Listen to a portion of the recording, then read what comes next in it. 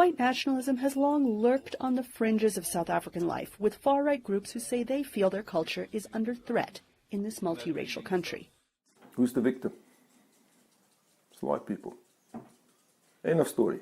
But as the last national election showed, far-right white nationalism is moving into the mainstream and into the government. The Freedom Front Plus party surprised many by winning 2.4% of the vote in the May elections. That gave the party an all-time high 10 seats in the 400-member National Assembly. The party's aim is to create a homeland for the nation's mostly white Afrikaans-speaking minority, who are descendants of Dutch settlers 4 centuries ago. Party leader Peter Groenewald told VOA that the threat to Afrikaans speakers is a pressing priority for him. At this moment, Afrikaners are under threat. I mean, the ANC government is blaming actually the white people of South Africa for all the problems that is happening. We are in the process of expropriation without compensation of our properties. They always blame the white people. The narrative in South African politics is that the white people have stolen the land. But analysts argue South Africa's narrative and concepts of identity have changed radically since the end of apartheid in 1994.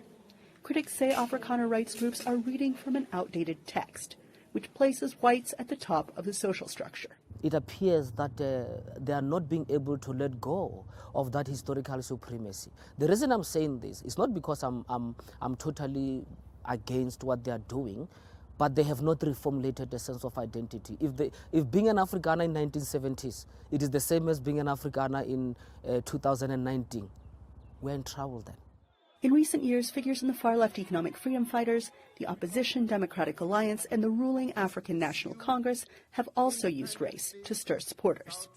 The EFF has been especially strident, demanding that key economic sectors be nationalized and controlled by blacks, similar to what Robert Mugabe tried to do in Zimbabwe. It's a clear indication of the emergence of extremism in South Africa's politics. It is actually Freedom Front Plus. Their performance is a symptom of the body politics of South Africa. It is actually how South Africa's body politics work. It is how other parties are well positioned.